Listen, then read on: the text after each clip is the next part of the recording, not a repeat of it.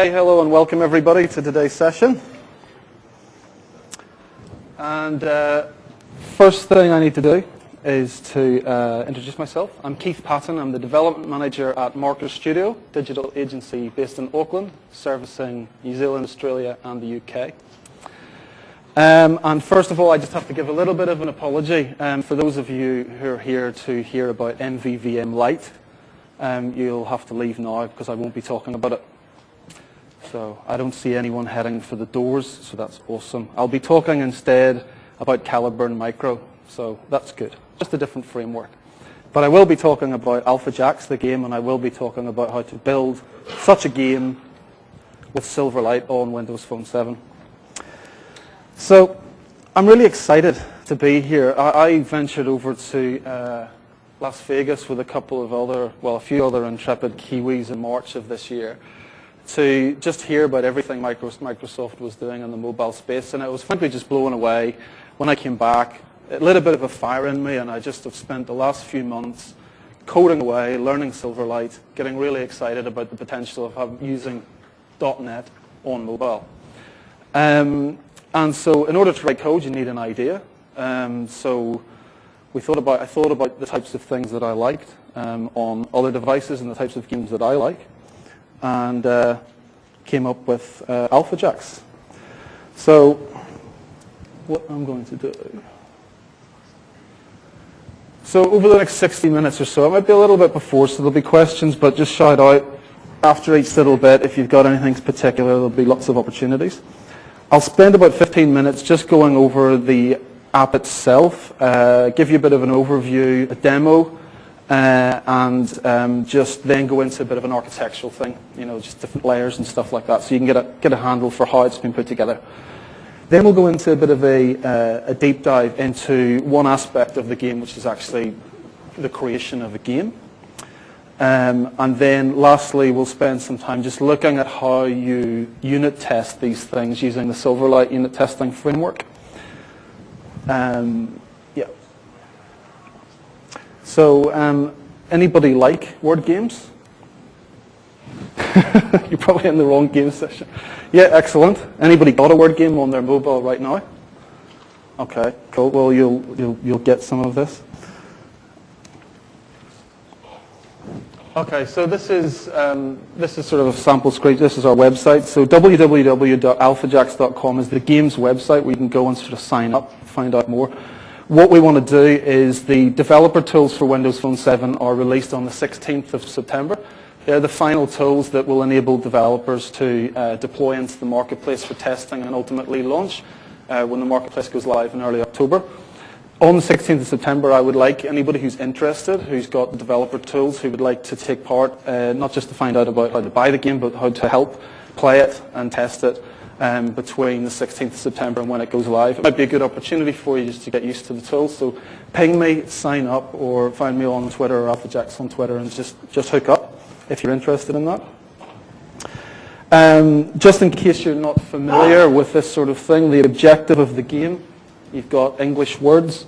You play words across in a crossword fashion, and the idea of the game is to score as many points as possible, more points than the other person. So there's various rules about how you can lay the tiles down, and there's bonuses available across the board, but essentially that's the objective. So what I'm going to do is just break out of the deck and show you the game in action. Okay, so this is the live tile. What will happen here is what you've got is the number of turns. This will get updated as people play you, and it'll ping you and say you've got X turns now. So this is a completely fresh install. What I'm going to do is I'm going to register as a new user.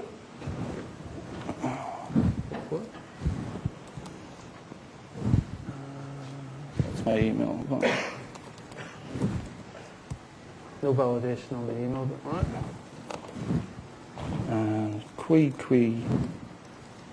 You see, just to note the usage of one of the great things about Windows Phone 7 is that I went onto the web and was able to reuse some Silverlight code for a watermarked text box. So that doesn't come out of the box. You just have a text box. So it just gives you the ability to I'll take that out and type it again, but just do things like that. It's just a control you can plonk in, and it worked without any changes. So you'll find that a lot of the Silverlight resources you'll find in the web, you might need to tweak them a little bit, but a lot of the time, if they're not too heavy and they don't have too many, big DLLs that are required, if they can just come down as a user control, you can just plonk it into your application. The other thing, just to note before I submit the form, is we're using a pivot control. A pivot control is an infinite horizontal scrolling control, which I think gives the phone a real sense of expansiveness, if that's a word, makes it expansive. So you just keep going and you come back and round.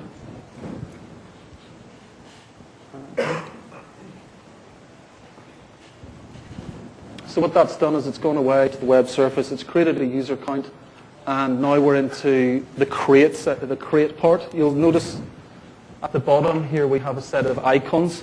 Any of you got an iPhone, it's like the iTunes thing, it's called the app bar on Windows Phone 7, a little bit different.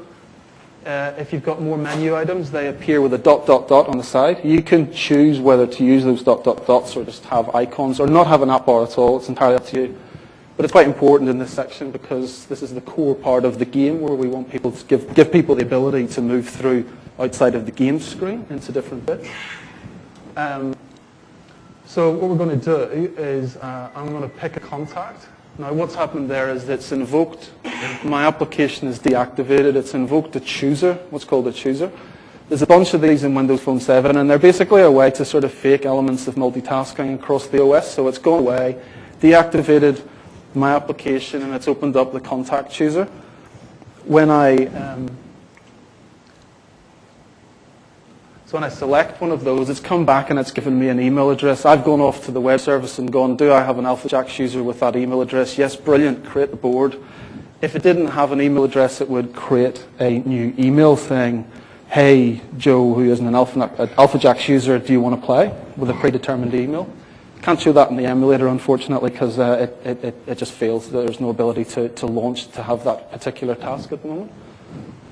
So what I'll do is, what's the best word? I'll ask you. Someone shout out a word. Not eat. Scramble it a bit. Huh? Neat. Oh, that'll do. Okay. An adequate description of the game, I feel. Maybe not. So all of this stuff is standard Silverlight. Mouse move, drag, drop. I'm not actually using a scroll viewer for the zooming. It's all sort of custom done just to give it a nicer feel. If you have any questions about how it's done, just scream out. So play that. So that's gone off. I should have pointed out, as you play the word, this was incrementing. As I put a valid word down, it sort of tells you before you play the word.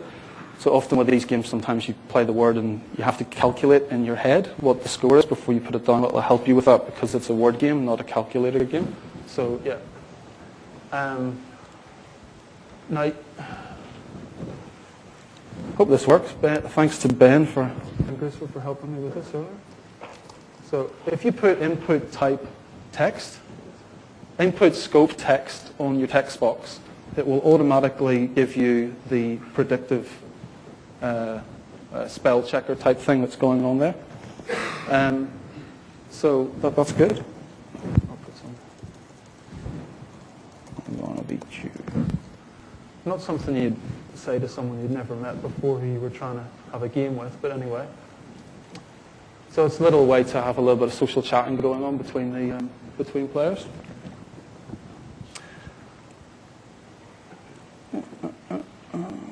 Okay, so I'm going to go back to, so I played the move, go back here, oops, bad move. The turn screen, so the T for turns, when I'm in here, if you haven't bought the game, if you've just registered, there'll be a big call out in your face, to buy the game. You've got 3 games to play trial. So there's a particular method you can use, single line to check whether the game's in trial mode. And then you can also, if the game is in trial mode, if you get that back as true, you can display something on the page. Now the Buy AlphaJax button, when you click it, that will work when the marketplace is launched.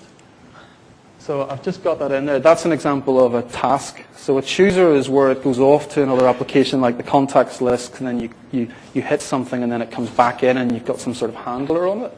A task is like just open up and send an email. And this is just open up the marketplace and take it to my game. So that's how that works. And so again, we've got the pivot control used across the turn screen, so you can just easily get between when it's your go and when it's someone else's go. I'll come back to that. Hold on. Just make sure I'm on the right. Okay. So what I'm going to do now is I'm going to log out. Forgive the restart. That's what's commonly known as a bug. So I'm going to log in as myself. And TechEdge just played me. Who's this guy? Don't know. I could reject it if I didn't know who he was.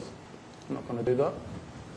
Oh, I think there's a 7-lettered word there. I'd love to sit and think about it for 5 minutes, but if anyone else could. That's the thing.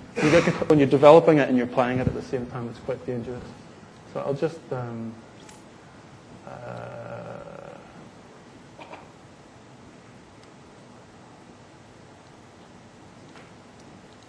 Hey? Thought it was. I thought I knew my 2-lettered words. Okay, so I played them back.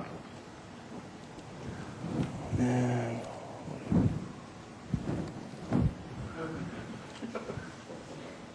okay. So he's just played that back. And now that's pushed back to TechEd to play again. I could go on, but I won't get the idea. I'm just going to go in and demo some of the other bits. Let me just see. Yeah, so we've got the history page. So this is basically, we haven't quite got the design quite right on this, but it's an infinite scrolling list. So it's the type of thing you see where you've got a set number of things and you want to keep loading, and it'll just save it in the user's phone. So it means that it doesn't bring back a million things, but if you want to go back and see it, will have more than 3 in production. That's just for testing. So you might have 15, 20 games, and then you can load another 15, 20. So it'll be able to go back quite quickly, so you can see all the games that you've played. And the plus is to create. Well, we've sort of seen this. If you know the person's name, you can stick a person's name in. I'll explain this a little bit in detail now because we're going to go through some of the code for this. So there's 4 ways to create a game. You can pick a contact, like we've seen. There's requesting a game with someone's username, which you need to know, obviously.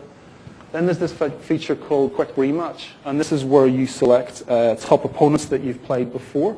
So from the top down, these are the people that you've played most often, which is quite handy. Or you can just hit random and hope for the best. And yeah, that'll just create a game against anyone apart from yourself, which would be a bit strange. And the little present button is a standard. So the application bar, these icons, we've tried to keep. You get about 64 from Microsoft. They do give you some that you can use. So the little present is the share icon. The plus is create. We've made the T for turns, and the other one might change them, but that's trying to use what's coming from the design guidelines. So if everyone uses a present in their apps, then everyone will know that it's a share icon. So you can call out on Twitter, say, come and play me. This is my handle, and that will just tweet out. That uses the new XOF API with Twitter. Facebook we haven't done yet. I'm looking at you, look. Me joking. And this is lastly another example of a launcher. So this is obviously we want people to review it and not say bad things, but say good things. They're only allowed to put in 3 stars or above. Otherwise, they get their account immediately revoked. And that would go to a similar sort of place in the marketplace to do that. So we're trying to make use, where it makes sense, of some of these APIs where they're available. Okay, so I'll just lastly, some of these, the idea is you put stuff in the menu items, as they're called, which are going to be used less frequently in your app, but which you still want to give the user access. So account settings, I don't know, commonly I see on a lot of, like on iPhone or other devices, that this bit isn't done, you know, you very rarely you sometimes have to uninstall your app and put it back on again to do things like use a different user account. So we've tried to make it easy for someone to change their password at least, or to log out and log in as someone else if they've switched it, give it to their wife or a friend or something like that. So that's account settings. There's a help and support page, which is just a web browser control. I won't go to that because the web page isn't there. Did I just go there? Oh yeah, sorry. App settings. So we haven't got very much in here at the moment, apart from a sort of debug URL that we can change to point to various places where we have the services stored. And at the moment, we've just got an enable sound, which was introduced because the sound that's in there at the moment is so horrific when the move is played, because it was the only WAV file I could find on the internet when I was looking for one. I haven't got around to changing it yet. So we put that checkbox in because it was quicker to put the checkbox in than it was to find a new WAV file. So, but we'll leave it in because people will want to use it. Okay. I think I've covered everything. Does anybody have any questions on the game functionality or anything like that, just from the demo? Okay, I'll just crack on. So put that away. So yeah. So this, I tried to use every single color that was available to me from the palette of TechEd, whatever the TechEd template. I did have to reuse orange. I'm sorry about that. So this is a architectural diagram. I think it's a logical architecture of some sort. So we do have the view. Who's coded Silverlight is familiar with terms view model, and things like that? Who understands what they are? Really, everybody. Okay, so I won't spend a lot of time going into that. The view is your presentation, the web form if you're a web developer. The view model is your code behind. No, it's not. I won't make that show. So you get your views presentation. The view models are the core of the application, and what the view model's responsibility is just bind data as a data context to the view. So in Silverlight and on WP7, the whole concept of data binding is central as it is on WPF and Silverlight on desktop. There are different ways, and religious debates ensue, and people have been killed for getting view models associated with the view and how that happens. This is done differently and recommended to be done differently on Silverlight, for desktop, for WPF, on Windows, and now we have a rush of excitement about how do we do MVVM model view model on WP7. So I have chosen a particular framework that I'll go into more detail after I've demoed what it can do, called Caliburn Micro. Some of you from WPF land might know Caliburn and Rob Eisenberg, who I've only just discovered recently, and I've been very excited about it as a framework to put together WP7 applications quickly without needing to think too much about the plumbing. Okay. The local model, as I've called it, is just a representation of what's on a sort of a lightweight necessary representation of the objects the entities that are on the server end. Things like game info, chat info, move info, tile info, these info suffixes just to denote a sort of value object, data transfer object notation. So we're trying to deal with light objects that represent the state of the game that we can push about. So the view model uses those and chucks itself at the view, and the view does what it needs to with the data to display things appropriately. The grey box is what I've called service agents or workers. It's really an abstraction of the core units of work and use cases of functionality away from the view model. The view model has some functionality in it, but it generally uses these service agents like a game worker. So go and do something async and bring me it back. All I need is the game. I'll give you the ID, give it back to me. Now the view model could do that, but it would just get really big. So these service agents are just abstracted out as worker classes to help with that. They also, we have one class in particular, for example, called the notification worker, which we have that associates itself with the Microsoft push notification service. So its job is to sit there and wait for the raw XML or the tile updates to come down and do something appropriate when it receives that data, like change the state of the turns so that it rebinds and shows that properly on the person's screen. Okay, and then we have a WCF layer, which I'll go into a little bit more detail. And it's using REST JSON for performance. It talks to the Microsoft push services, which I won't go into in too much detail unless you have specific questions on it, because it's quite kind of a big subject. And then we are using Entity Framework at the sort of business end to persist everything down to a floppy disk because the SQL Server licensing costs are too high with GoGrid. Now, that's clipart, as you can see. They didn't have very good database symbols in clipart. And we're using, I will do a slide on this, but we're using GoGrid.com at the moment for pre-production, which is a cloud hosting service. It's been really good to be able to spin up new servers. You can, I'll talk about it later. Leave you on now. Okay, this is view 2 of the architecture. If you think these annotations are particularly cool and interesting to do on your code, which I do, you can get jingproject.com, which allows you to put lines on screenshots really easily, and then just share them and get a URL back that you can ping with someone on instant messaging or something like that. So what I've done here is just show our current solution structure. The stuff, the yellow one is the core WP7 phone project. And the other yellow one, which has the suffix of .tests, is what we'll talk about when we look at the Silverlight unit testing framework. That's another WP7 phone project, but it happens to be it just runs tests. So it has a reference to the AlphaJax.phone project, and that's how you wire up the Silverlight unit testing stuff. The web services are represented with the orange line. So we've got AlphaJax.web services. That's currently sitting on GoGrid or on my machine or wherever the web services are.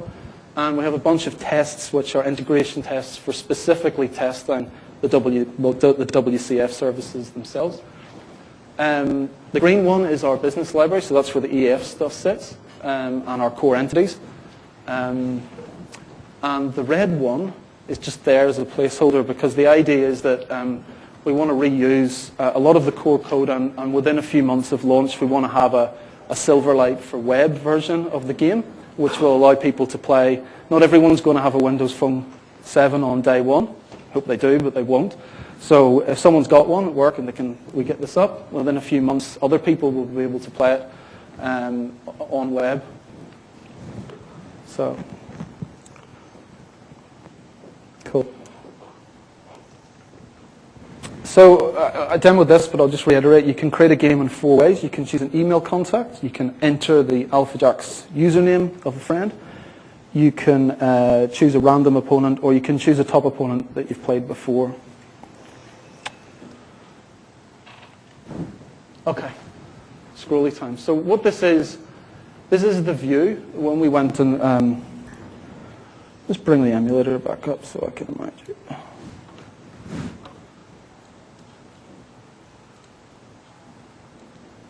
So this is the pivot control that had all these options for creating the game. And this SAML is a representation of that. And you can see up here we've got the pivot control. The pivot item is friends. So what the green box is focusing on is that core choose contact or put your friend's username inside that green box. So what you'll notice in yellow is we have standard view model binding. There's nothing special about having, well, there's our control. There's the fancy watermark text box view, but ultimately it's a text box underneath. What we have is two-way data binding with the invited username. So this will bind onto the view models property as you would expect, two-way. That's just standard Silverlight stuff. Now the interesting thing is in red, we have 2 buttons, and they've got a name equivalent to an ID in HTML that uniquely identifies those buttons. We don't have to do anything else to make that buttons click, because after all, what other event would be tied to a button? Well, there are others, but in this scenario, there's only one, and that's the convention here. That will automatically bind to the create by username method on the view model without you having to do anything. Underneath, it does some clever stuff. It uses event triggers and whatnot, and you can code your own XAML in here. Calibre Micro will let you. You can do it. You you can put it in explicitly, or you can run with the convention, which is what I've been doing because I've absolutely no need to or want to have a different method name from the button's X name. Choosers are a bit of an exception, it seems. I'll come on to that in a second when we look at the code behind. But I've been forced to put a click on here. There's probably some way that someone will tell me that I don't have to do it, and indeed, Rob Eisenberg from Caliburn Micro has proposed a way of putting the event handlers for choosers and launchers in the view models. I can't get it working. So until then, I'll show you what the proposal is until he sorts that out, or Microsoft does. The bit in black at the bottom is just to say that there's no declaration of data context in the XAML or the code behind. The view model is called create view model, and the view is called create view. Caliburn Micro will automatically instantiate the view model and attach it to the view. Again, you can look at the code to see how it does it. I call it fairy dust. I think it's great. You don't have to worry about it. Yeah.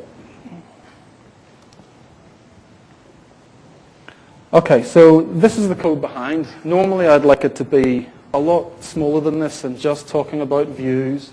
But I thought the warts and all aspect of the description of my talk, I should show you some stuff that exists that might be able to come out but is in there at the moment. At the moment, the recommendation from Microsoft, and Rob Eisenberg calls this a software design abomination, is that the choosers must be declared in the page code behind, but as a global variable. So you've got no way, you just have to stick them there. And what happens is, remember when I went into the contacts and the application just deactivated itself? That's there as a hook for WP7 when it magically comes back at some point, the life cycle of which we don't know. It will come back and use that, and it will fire this, right? So we'll get that back at some point. So I need to put this here for now. Which means we sort of have to do this. So what I'm doing is, I've got the click event. It's doing the show method of the task, and when the task comes back, I'm having to get my view model in the views code behind, which I don't really like doing, but I'm doing something simple. I'm just setting a property and doing create by email. I would much rather that was auto-mapped, but with the choosers and launchers, a little bit of plumbing involved. And stuff in red, if you thought I was really angry, and don't get me started on the app bar. It's not a framework element, so it seems that the application bar, which is all those buttons that you see, and someone correct me if I'm wrong, but you can't bind to them, so you can't use any of those event triggers. It's not a Silverlight control. It seems to have come out of the core team's efforts, so which means you have standard event handlers on it. So the advice there, that all I can say is just do basic navigation, call into, if you have to do something more complicated, cast your data context and get it into the view model, get all of the code out of the view that you want to be maintainable and testable. In this case, it's not too bad, because we're just doing a navigation to another page. It shouldn't fail. So yeah, that's okay. So general advice, use the view code behind if you have to. I'm not too much of a Nazi about these things where have to have the code behind empty. The view is about presentation. If you're doing something that's to do with presentation, and you don't mind if it's not going to have a test around it, and it's cleaner and it's going to be quicker to put it in the view code behind, by all means use it.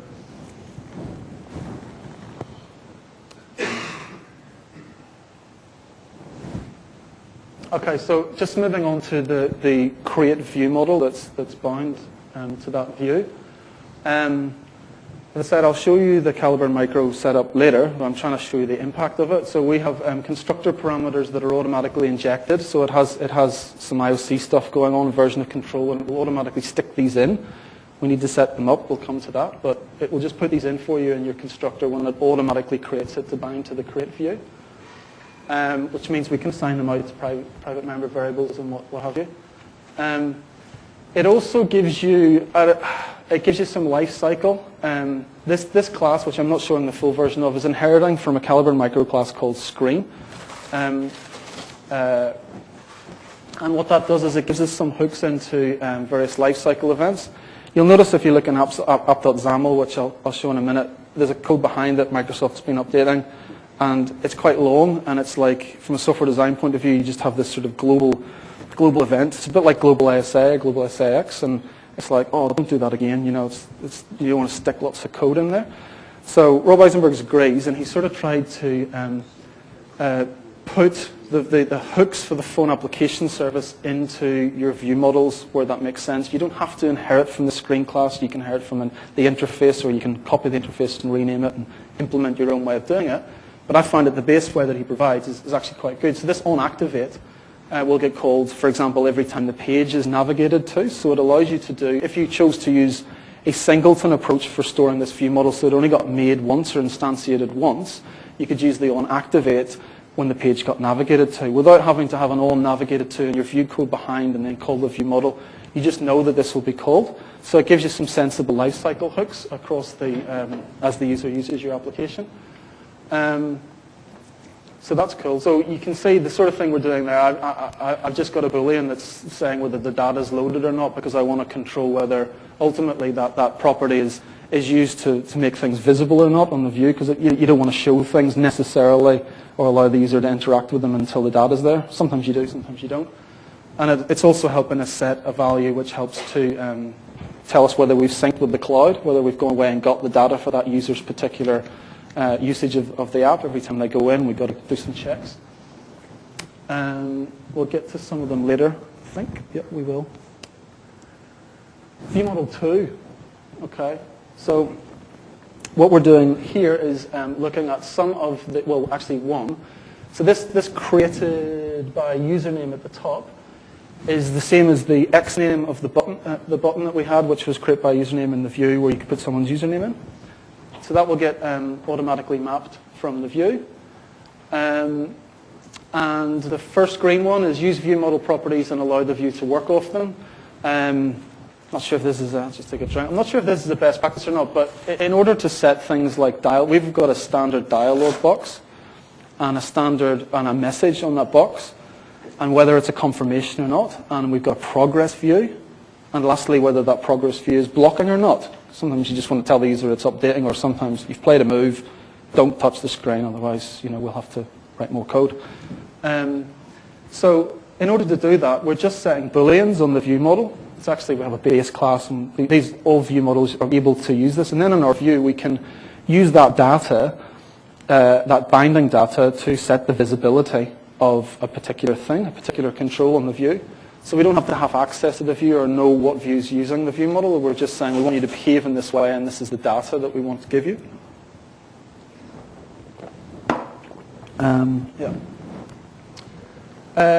Now, an interesting thing is about navigation. I'm not too sure I've got this completely right.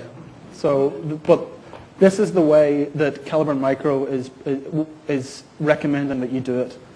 So navigation service is, people say, is more closely tied around the view rather than it is in the view model, the whole notion of navigating around an app. What we have is, in the constructor injection we had on the previous screen, there was an iNavigation service, which is an interface, and is implemented by Caliburn Micro. So it gives you a standard, it's just an instantiation of the base phone navigation service, and it means the view model doesn't have a dependency on it. So that's just passed in. It means that the view model can initiate a navigate request based on that interface. We'll come to see how that's helped me in tests when we go later, because when we test this method, we don't want it to navigate away, otherwise the test will fail. So mocking that is a good thing. Some people might think that's not right, but it seems to work for us to have the navigation in there, but not actually be the core navigation service. I just wanted to point out, I'm not going to demo this explicitly, but that little this little thing here, when you navigate between pages, you can use query strings, just like you can in the web world. It's a bit odd, it's all local on the phone, but that's how you do it. That game ID will automatically map to the game ID property on the game view model. So I don't need to get the query string in the view model, which would be a bad thing because it shouldn't know about query strings.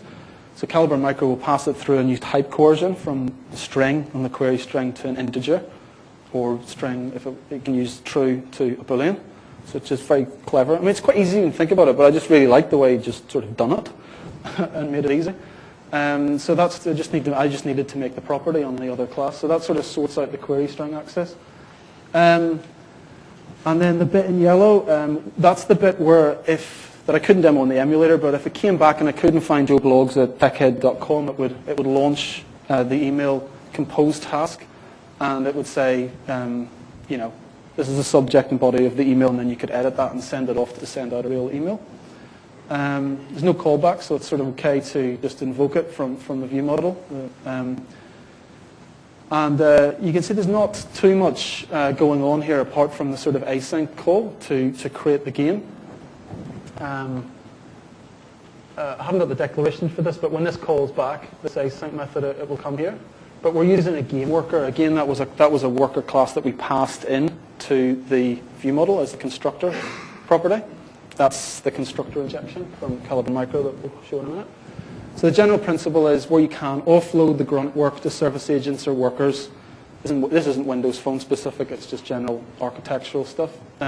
Keep your view models focused on providing fresh data for the views, and have all the other code elsewhere. So, I feel like I've talked about it quite a lot, but here's introducing Calibre Micro. It's a WP7 framework. I've said all this. Wires view models via convention. I haven't said that word enough. Some people like convention, some people don't. I like it if it matches my convention, and in this case it does match my convention, which is not to have to write code. But if you want to write code or wire it up differently, as I said, you can break into it. I'll jump to the last point. It's 55 kilobytes. When I started looking at it and playing with it, it was like, oh, this is great, but it's going to, Silverlight Toolkit, it's going to, you know, there's going to be 500K before I'm done with all this dependency injection stuff. He's got it down to 55 kilobytes, which I just think is jQuery-like awesomeness to do some of the stuff that it's doing. The Calibre framework's much bigger for WPF, so yeah, it's a really focused piece of work. Yep, view events to view models with the button clicks. It provides a simple IOC container, which we haven't seen, to allow view model dependency injection. Now, I didn't need to show you that to show you the impact of what it can do, but you will need to know, which I'll show you the class that sets all of this magic up. You do need to do one thing in one place. And lifecycle management capabilities on your view models if you choose to inherit from or implement one of the interfaces that come with Calibre and Micro. Get it from here. You do need, he's not putting binaries out at the moment. You do need to get the latest version, which is August 15th, and build it yourself. There's code provided for the simple, so it's called a simple container, IOC, single C# class that just gives you can put Unity in if you want, or some other tool, but it's all about size and impact. You need to add a bootstrapper class, which will set everything up and configure it, configure your view models to be used. And you need to put a single reference to your bootstrapper class in AppSaml, which will instantiate it when the app runs. Any questions so far? Good. Or not good? Okay. So this is the bootstrapper. That's my name, bootstrapper. I'm inheriting from the Calibre and Micro phone bootstrapper. And the configure method is where I'm instantiating, or I'm providing a reference to all my view models and any supporting objects. Any of you that have used dependency injection or inversion control will be familiar with this sort of configuration in Bootstrapper option. Those of you who aren't, it's simply a place to initialize your application with the right objects and then not worry about it after that. The phone Bootstrapper is actually the thing that is a container or a facade, if you like, across the underlying phone application service from WP7. That's what enables it to set all of this stuff up and provide the lifecycle management on your view models. Which means we end up with this, which I thought was quite interesting. If you look at AppSaml's code behind at the moment, it's just huge. And it's in there, it's in his code, but it's all wrapped for us. So you don't need to worry about that. Microsoft might disagree with me recommending to do this. I'm not sure. I think this is cool and it works. But yeah, it's much cleaner to have the extensibility points when you need them on the functionality that you have at a particular point in your application rather than having to go to a global point. This is cool. This is the Survive Tombstone. Some of you are following the WP Dev stuff. There's some, I can't remember the guy's name, but on the core blogs, he's been posting some of this really useful stuff about how deactivation works and how activation and tombstoning and everything works. Oh, great. Got my head around it, read it. But then it was, how do you actually implement this and save the state? And the recommendations are to use a state bag, phone application state, and key value. Go and save all your things from your forms anywhere. So what this means is if you hit the Windows key or you get a phone call, your phone will deactivate. Might not be killed, probably will be, just depends. But to give a nice user experience, when the phone comes back again, if it hasn't been killed and it was just tombstoned, you've got an opportunity to rehydrate your application from phone application state.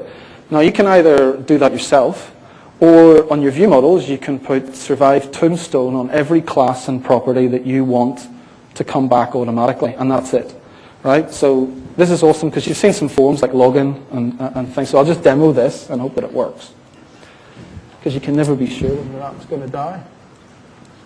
So if I go to, who am I logged in as? Okay, that's cool. There's no back button. Yep. So I start typing, and then I go out. Quickly. So it's kept the password in there that I was typing before. That's because I've got the login username and login password with the Survive Tombstone. If I had, I'd have to hook into, if you weren't using Calibre Micro, you'd have to hook into the deactivating event in app.xaml and work out somehow that you had that data to save, put it in the state bag, and then get it back when your view loaded, or bind it from your view model. So you'd have to plumb some stuff in there. Whereas I just recommend, I mean, to me, if you weren't using any of the other stuff, using this to provide that, it's argument enough to stick 50 kilobytes in and just do this on your classes. It's really good.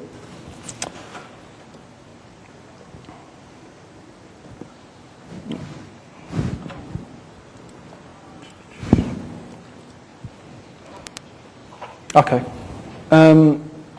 That leads into, that was for a more transient state. We're talking about Survive Tombstone and come back again. Obviously, more permanent stuff, whether you're deactivating or the phone's closing down, there's going to be some stuff that you'll want to persist completely in the phone using the user's isolated storage. Game state, app settings, anything you want to persist across restarts. There doesn't appear to be any limits on what you can save into the phone. It's not like 2 megs, you get your app craps out or anything like that. But I think the general advice is your app will be checked when it goes into Marketplace if you're downloading or storing lots of information.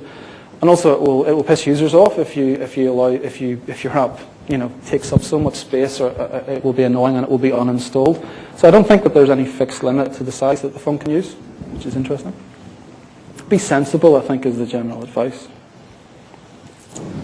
I just wanted to show, I had a bit of a hook around for something like this, because what we're doing here is just to help with getting stuff back from a file that's in isolated storage and getting it back into a strongly typed C# object. So that's how to get, and that's how to save. So that might be useful. It's on the web, but I have a couple of places I've got it from. And this is deletion. So that's how to delete a file. Should point out that you can just use a hash storage to key value your things in isolated storage. This is working off doing serialization with a data contract serializer to get it back into the object. It's not doing that. Just 2 ways of doing the same thing. But if you had loose values and you just wanted to use that, that would be cool. Remove is just removing everything. So user logs out. That's cool. Okay, let's see where we are. Sweet. Okay. Web service, use REST, not SOAP. I started with SOAP because that was what I was familiar with from my sort of business work, and I was like, no, this is a proper game. It's got to be lightweight. Differences in speed were amazing as soon as I switched it, even with basic load testing. Use JSON, not XML, smaller, usual stuff. But isn't WCF configuration a nightmare? That is both a question and a statement. I realized. So 3 steps to WCF REST heaven. Step 1 is use the standard endpoints element in your system service model declaration. That sorts everything out. A very simple way to enable it. Second thing is this is provided, I think, in .NET 3.5 SP1, where we have the factory attribute, which will use the web service host factory, and this will allow you to use JSON easily.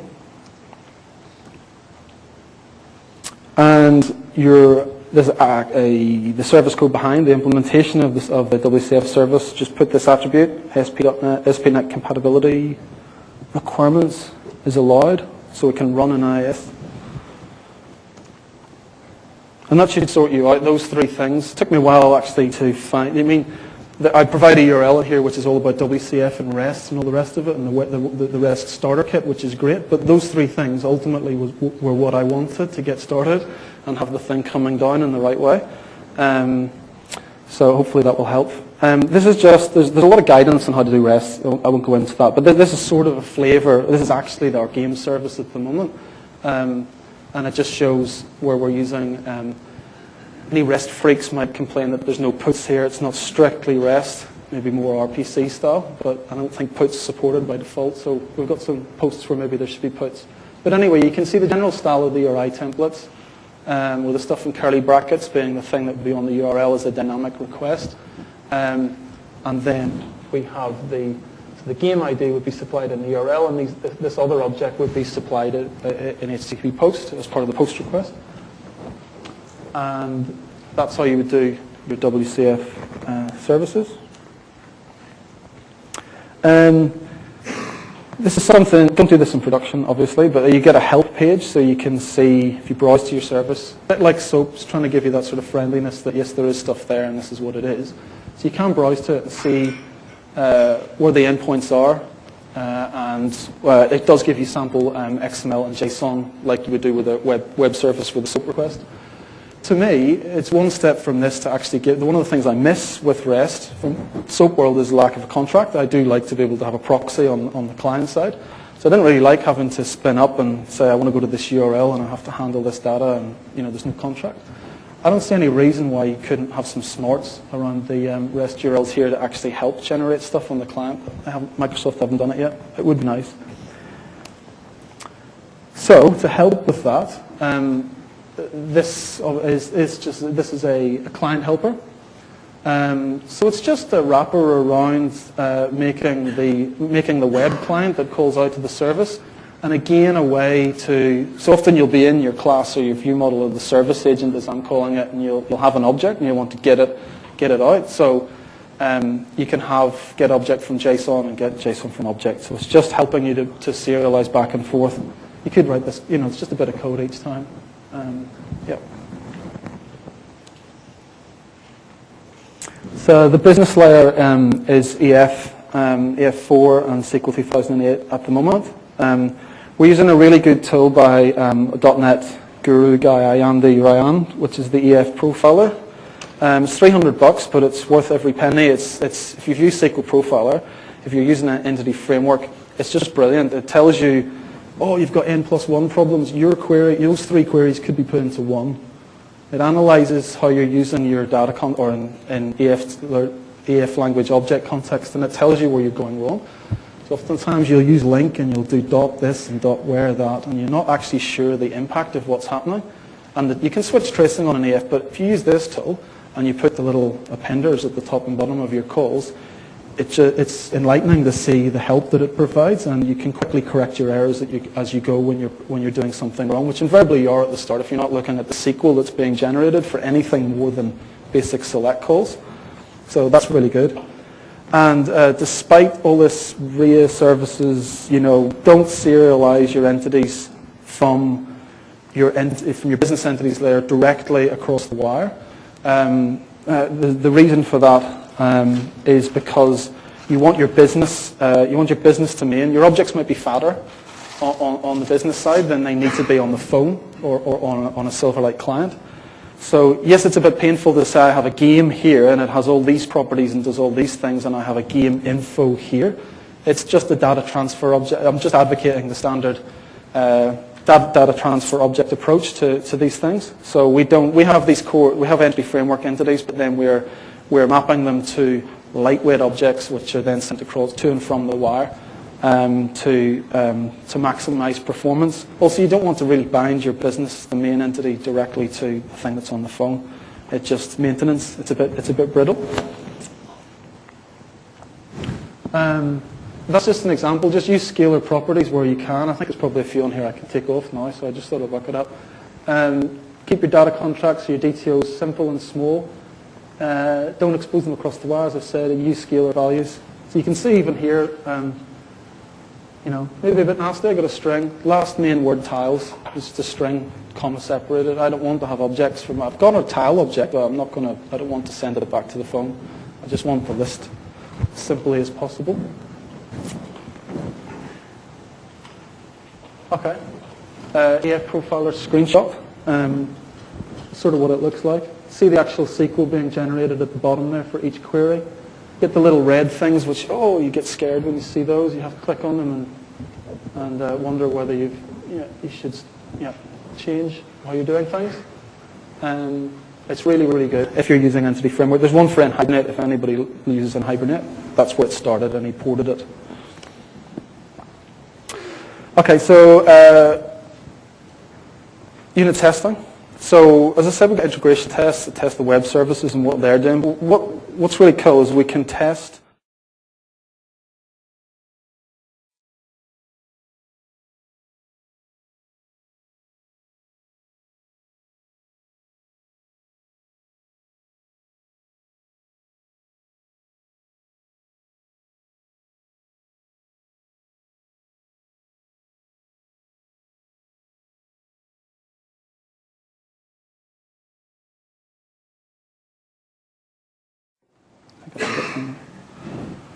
I'll do a demo before you look at that code.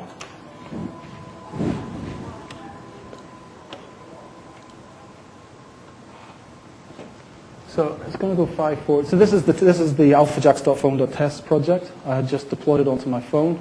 It's running through the passes there. That's good. I just got a subset of tests in here. So this is the one that we were looking at. If any of these failed, you'd get the stack trace and the assert problem was going wrong.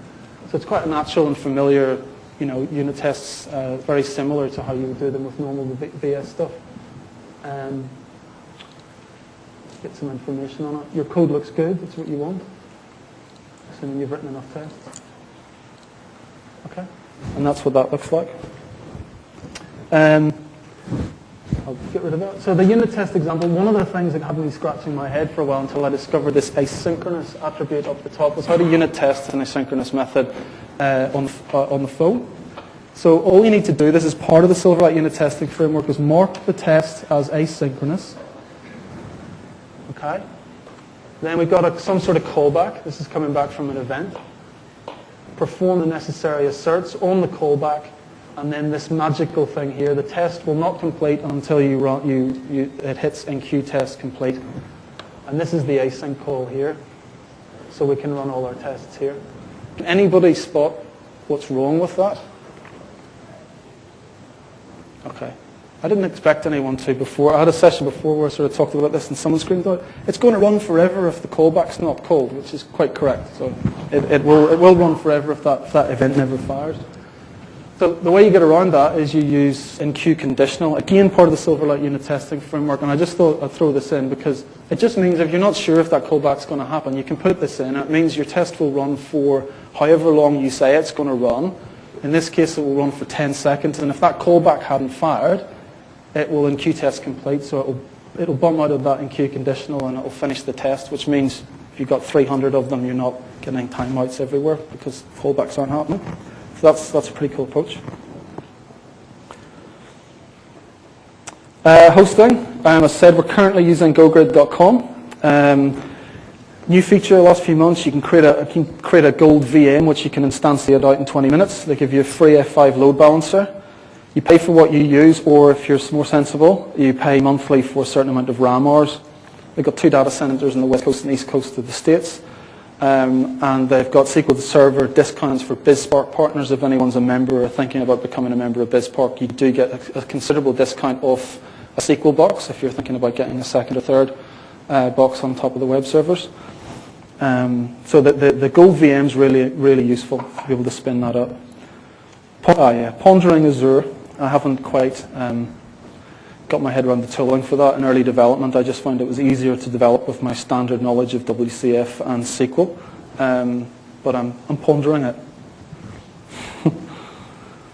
Links for Silverlight unit testing, Jeff Wilcox's blog.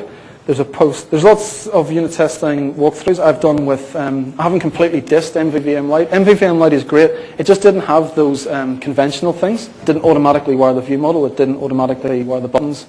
It did have ways to it with some XAML, and it does a lot of the same things as Calibre Micro. But Calibre Micro is just a bit better, I think, a bit more full on. So there's a blog post there you can look at. That top blog post is what inspired me to use it. It's just a massive post about WP7, what Rob Eisenberg thinks about it, and what he did with Calibre Micro. There's a link to the simple container IOC that he used, the C# class that does your dependency injection without having to think about it. And there's the MSDN resource on WCF REST. Follow me, follow AlphaJax, have a look at my company, they're great, we're great. Sign up with AlphaJax and stay in touch about the game. This is a New Zealand game, it's developed in New Zealand, so I encourage you all to start writing games as well, and I want to share this app with people who are interested and willing to have a look at it. And I'm interested at looking at your apps as well, because we want Windows Phone 7 New Zealand to be as strong as possible and punch above our weight. Get the tools, sell your apps. Yep. I can't pronounce that. Triskaidekaphobia. It's coming next. There's Chris Klug and Chris Old's session tomorrow, 2:55. Dual projector thing, building an app in 60 minutes, all Windows Phone 7. I'm going to try, just before I finish, to demo something on the phone which requires a network, which I've been scared to use. Okay, sorry about the... is Nigel here? Yeah. Okay. So it is there, I can show you. So, he's played them out. Okay, so I'm going to play... He's got a V up there, so I'm going to do fine.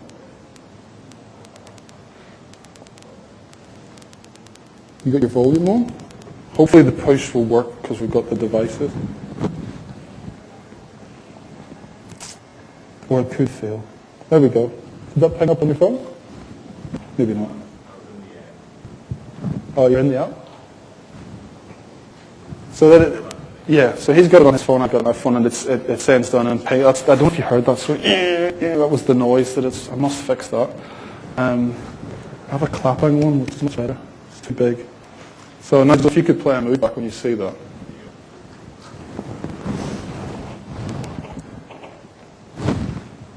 So see the push notifications, the top, came down, pan, sorry. I made pan on the thing, so maybe if I do it in smaller.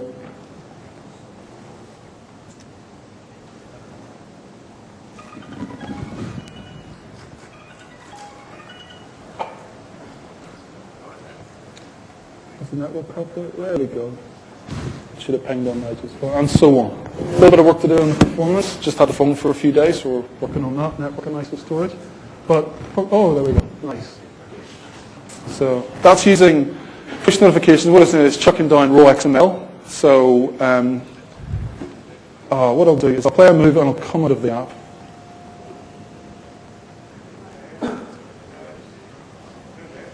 So I'll play this, I'll come out of the app, and then Nigel, if you play a move when you see that I'm not in the app anymore. So I've gone off to something else. Look at Facebook stuff on the People Hub. Not Twitter, yet. And Nigel's, there we go, AlphaJax. Nigel paid a lot for 3. Loser. 3. The best you could do.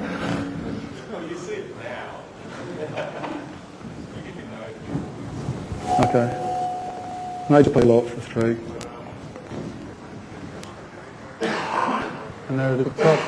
Okay, I'm going to call it quits there because that's better than I thought it was going to go. So that's good. The network held up. Has anybody got any questions? Come on time. Yep, 2 minutes. On the game. Got an iPhone version? I'm not aware of an AlphaJax version on the iPhone as yet. Our focus is the desktop and WP7 at this stage, and you know it's going to take a lot to. No one's done that yet, having it on 2 screens. Also like to get it on Xbox, if possible, at some point. It'd be nice to be able to play it on sitting on the couch and the TV. Okay, thanks very much everyone for coming. Cheers.